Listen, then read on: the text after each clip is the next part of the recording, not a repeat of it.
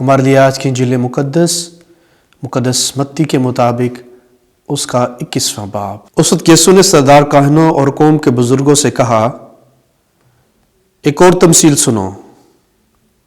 ایک مالک مکان تھا جس نے تاکستان لگایا اور اس کے چوگرد احاطہ گھیرا اور اس میں کوہلو گاڑا اور برج بنایا اور اسے اجارہ داروں کو اجارہ پر دے کر کسی اور ملک کو چلا گیا۔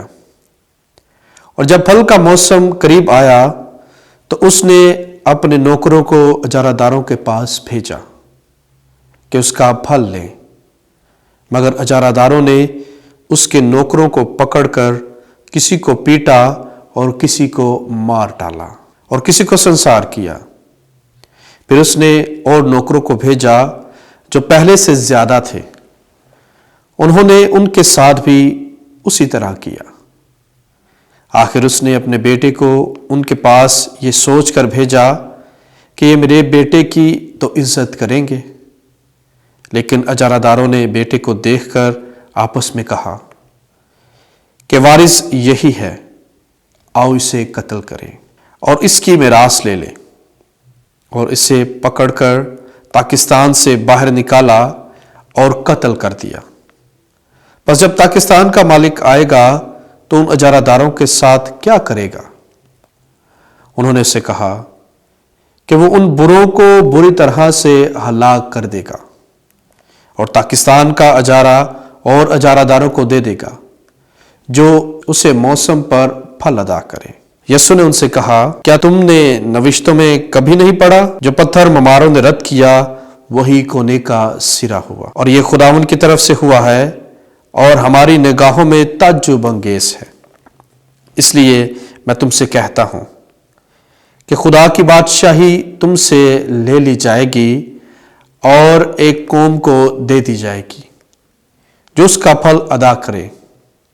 اور جب سردار کاہنوں اور فریسیوں نے اس کی تمثیل سنی تو سمجھ گئے کہ وہ ہمارے ہی حق میں کہتا ہے، اور انہوں نے اسے پکڑنے کی کوشش کی، مگر عوام سے ڈرتے تھے کیونکہ وہ اسے نبی مانتے تھے۔ پاک کلام کے پڑھے اور سنے جانے پر خداوند کی برکت ہو۔ مسیح خدا میں عزو، پاک ماں کیتھولک کلیسیا ہمیں ہر سال مقدس ایام عطا کرتے ہیں، یعنی روزوں کے ایام، جس میں ہم اپنے آپ کو روحانی طور پر تیار کر سکیں اور خداوند یسوع مسیح کے پاشکا کو منا سکیں۔ یسوع اس تمثیل کے ذریعے نجات کے اس منصوبے کے بارے میں بتا رہے ہیں کہ پرانے عہد نامے میں انبیاء کرام کے ساتھ کیا سلوک کیا گیا، اور اپنے بارے میں بھی کہ اس کے ساتھ کیا ہونے کو ہے۔ خداوند یسوع مسیح یروشلم میں داخل ہوتے ہیں اور سردار کاہن اور فقی فریسی خداوند یسوع مسیح کو پکڑنے کی طاق میں تھے۔ یہ وہ ایام تھے کہ جب وہ یسوع مسیح کے چوگرد احاطہ گھیرتے ہیں تاکہ اس کو کسی نہ کسی طریقے سے پکڑ سکیں۔ خداوند یسوع مسیح اس تمثیل کے ذریعے اشعیاء نبی کا صحیفہ اس کا 5واں باب اس کی طرف اشارہ کرتے ہیں، جہاں پر مقرر ہے کہ خداوند خدا جو ہے وہ مالک ہے اور بنی اسرائیل جو ہے وہ خدا کا باغ ہے۔ اور فقی فریسی خداوند یسوع مسیح کی اس تمثیل سے سمجھ چکے تھے کہ وہ کن کے بارے میں بات کرتا ہے، مگر وہ ہجوم سے اور لوگوں سے ڈرتے تھے کیونکہ وہ خداوند یسوع مسیح کو نبی مانتے تھے۔ خداوند یسوع مسیح جب یہاں پر اس تمثیل میں بیان کرتے ہیں تو مختلف تشبیہات کے ذریعے بنی اسرائیل اور فقی فریسیوں کو سمجھاتے ہیں۔ مالک یعنی خدا، باغ یعنی بنی اسرائیل، کسان مذہبی رہنما، خادم یعنی سردار کاہن اور فریسی، اور بیٹا یعنی خود خداوند یسوع مسیح۔ یہاں پر یسوع تاریخی منظر کشی کرتے ہیں جہاں پر انبیاء کرام کو رد کیا گیا۔ ساتھ ہی ساتھ خداوند یسوع مسیح ہمیں یہ بھی بیان کر دیتے ہیں کہ خداوند خدا طویل الصبر ہے، وہ ہمیشہ صبر کرتا ہے اور اپنے لوگوں پر رحم کرنے کے لیے ہمیشہ تیار رہتا ہے۔ اور اس کے ساتھ ساتھ خداوند یسوع مسیح اس چیز کے بارے میں بھی بتا دیتے ہیں کہ مسلسل جن کو خداوند خدا نے چنا ہے وہ خدا کی نافرمانی کرتے ہیں۔ خداوند یسوع مسیح اپنی موت کی طرف بھی اشارہ کرتے ہیں، یعنی وہی وارث ہے جس کے بارے میں پرانا عہد نامہ بولتا ہے اور نیا عہد نامے میں ہم سنتے ہیں کہ خداوند خدا اپنے بیٹے کو چن کر بھیجتا ہے۔ اس کی ہمیں جو وضاحت ملتی ہے وہ تب ملتی ہے جب خداوند یسوع مسیح بپتسمہ لیتے ہیں اور آسمان سے آواز آتی ہے کہ یہ میرا بیٹا ہے المحبوب جس سے میں خوش ہوں۔ اور فرما بردار فرزند کے بارے میں ہم سنتے ہیں جب خداوند یسوع مسیح کی صورت بدل جاتی ہے اور آسمان سے بادلوں سے آواز آتی ہے، اور وہ آواز کیا ہے؟ وہ کہتی ہے کہ یہ میرا بیٹا ہے المحبوب، اس کی سنو۔ مسیح خداوند میرے عزیزو، آج خداوند یسوع مسیح اس تمثیل کے ذریعے اپنی موت کی پیشن گوئی بھی کر دیتے ہیں کہ یعنی وہ بیٹا جس کو خداوند خدا نے چن کر بھیجا ہے، وہ بیٹا جس کو مالک پاکستان میں بھیجتا ہے تاکہ پھل حاصل کرے، وہ بیٹا جس کو خداوند خدا چن کر بھیجتا ہے تاکہ لوگ شاید اس کی عزت کریں اور جو پھل ہے اس کو ادا کریں، مگر اجارہ دار کیا کرتے ہیں؟ اسی کو مصلوب کر دیتے ہیں۔ اور خداوند یسوع مسیح اس مصلوبیت کا ذکر کرتے ہوئے کہتے ہیں کہ وہ شہر سے باہر مصلوب کیا جائے گا۔ یہاں پر خداوند یسوع مسیح زبور 118 اس کی 22ویں آیت کو کوڈ کرتے ہوئے بتاتے ہیں کہ جس پتھر کو مماروں نے رد کیا وہی کونے کا سرا ہوا۔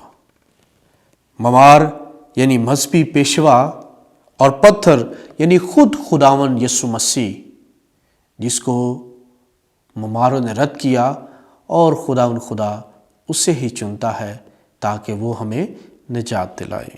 مسیح قرآن میرے عزیزو، ان روزوں کے ایام میں ہمیں خداوند یسوع مسیح کیا سکھانا چاہتے ہیں اس تمثیل کے ذریعے؟ وہ صاف صاف کہتے ہیں کہ جو پھل ادا کرے گا وقت پر وہی خدا کی بادشاہی کے لائق ہوگا۔ جو اپنے مالک کی تابعداری کرے گا وہی اس بادشاہت میں شامل ہوگا جو ہمیشہ کی بادشاہت ہے۔ جو اپنے مالک کو وقت پر پھل ادا کرے گا وہی ہمیشہ کی زندگی حاصل کرے گا۔ روزوں کے ایام میں پاک ماں کیتھولک کلیسیا اور خاص طور پر خداوند خدا ہمیں ان روزوں کے ایام میں واضح طور پر بتا دیتے ہیں، خاص طور پر جب ہم راگ کے بدھ کی تلاوتوں پر غور کرتے ہیں، جہاں پر یوئیل نبی کہتا ہے کہ اپنے کپڑوں کو نہیں بلکہ اپنے دلوں کو چاک کرو۔ مقدس پولس رسول کا دوسرا خط کرنتیوں کے نام، جس میں وہ کہتے ہیں کہ خداوند خدا سے میل کر لو۔ اور مسیح قرآن میرے عزیزو، پاک ماں کیتھولک کلیسیا ہمیں ہر سال یہ روحانی موسم عطا کرتی ہے تاکہ ہم اپنی روحوں کو اور اپنی زندگیوں کو پاک کر سکیں۔ اور خاص طور پر پاک ماں کیتھولک کلیسیا ہمیں یہ بھی دعوت دیتی ہے کہ ہم ان روزوں کے ایام میں اعتراف کر کے خدا سے میل کر لیں۔ اگر ہم غور کریں تو خداوند خدا ہم سے کیا مانگتا ہے؟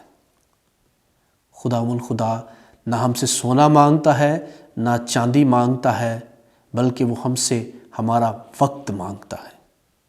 اس لیے روزوں کے ایام میں ہم زیادہ سے زیادہ کوشش کریں کہ ہم خدا کے کلام کو پڑھیں، خداوند خدا کو سنیں، اس کے بیٹے کی باتوں کو سنیں۔